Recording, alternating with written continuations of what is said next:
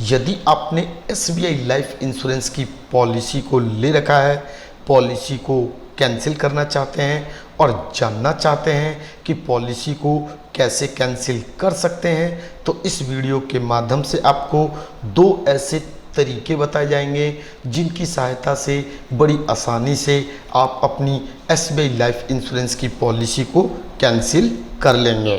तो कृपया करके वीडियो को ध्यानपूर्वक देखें और सुने। सबसे पहले आपको यह पता होना चाहिए कि जो पॉलिसी आपने ले रखा है वह पॉलिसी किस तरीके की है।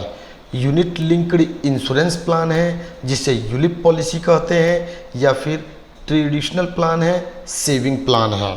यदि आपके द्वारा ली गई policy unit linked insurance plan यानी कि यूलिप पॉलिसी है, तो पॉलिसी टर्म के 5 साल पूरा होने के बाद कभी भी यदि आप अपनी पॉलिसी को कैंसिल करते हैं तो आपको नुकसान होने की कोई भी संभावना नहीं होती।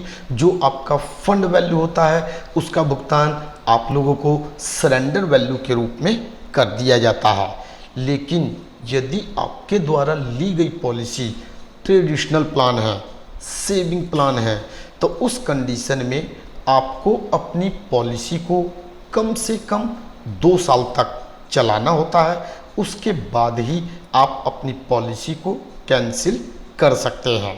सेविंग प्लान, ट्रेडिशनल प्लान को कभी भी पॉलिसी टर्म के बीच यदि आप कैंसिल करते हैं तो एक बहुत बड़े अमाउंट का नुकसान का सामना आपको करना पड़ता है। चलिए अब हम बात करते हैं कि एसबीआई लाइफ इंश्योरेंस की पॉलिसी को हम कैसे कैंसिल कर सकते हैं।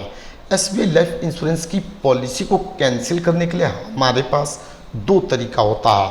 पहला तरीका यह है कि आप अपने नज़दीकी एसबीआई लाइफ इंश्योरेंस के ऑफिस में जाएं, वहां से सरेंडर फॉर्म को लेकर उसमें जो भी जानकारी पूछी गई है उसे सही सही भरकर उसके साथ जो भी डॉक्यूमेंट आपसे मांगा गया है उस डॉक्यूमेंट को जमा कराना होता है।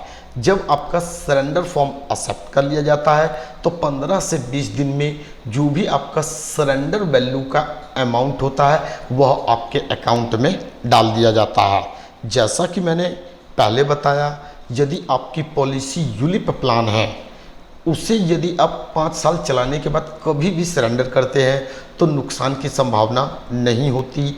लेकिन यदि आप अपने ट्रेडिशनल प्लान को, सेविंग प्लान को सरेंडर करते हैं तो उसमें एक बहुत बड़े अमाउंट का नुकसान का सामना आपको करना पड़ता है।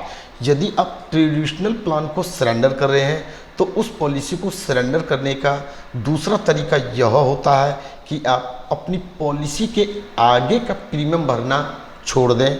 जब आप अपनी पॉलिसी का प्रीमियम का भुगतान करना बंद कर देंगे तो आपकी पॉलिसी लैप्स्ड हो जाएगी, डिसकंटिन्यू हो जाएगी। उस कंडीशन में जितना आपने अमाउंट दिया है उस अमाउंट के अकॉर्डिंग जो भी आपका बेनिफिट बनता है वह पॉलिसी टर्म के अंत तक कंटिन्यू चलता रहेगा, और जब पॉलिसी टर्म पूरा हो जाएगा तो आपका जो भी पैसा होगा वह आपको मिल जाएगा। लेकिन यदि आप नुकसान सह सकते हैं और आपकी पॉलिसी ट्रेडिशनल प्लान है, सेविंग प्लान है, तो आप अपनी पॉलिसी को सरेंडर करके अपने पैसों को ले सकते हैं। अब हम बात करेंगे यूलिप प्लान की। यदि आप यूलिप प्लान में पॉलिसी को सरेंडर नहीं करना चाहते, प्रीमियम का भुगतान करना आप बंद कर दें, जिस दिन से आप प्रीमियम का भुगतान करना बंद कर देंगे आपकी पॉलिसी लैप्स हो जाएगी। उसके बाद 3 साल तक आपका जो पॉलिसी है रिवाइवल पीरियड में चलेगा। इन 3 सालों में यदि आपको लगता है कि हमें अपनी पॉलिसी को दोबारा से चलाना चाहिए तो जितना भी प्रीमियम बचा है उन सब का भुगतान करें और पॉलिसी को कंटिन्यू कर लें। अदरवाइज जैसे ही आपके पॉलिसी टर्म का 3 साल यानी कि रिवाइवल पीरियड, जिस दिन से आपने प्रीमियम का भुगतान करना बंद किया उस दिन से 3 साल तक आपका वेट किया जाता है।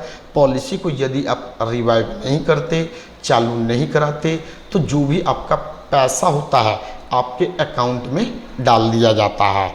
तो वैसे लोग जो कुछ भाग दौड़ कर सकते हैं वे अपनी पॉलिसी को नियमित तौर पर सरेंडर करें। सरेंडर फॉर्म को सबमिट करें।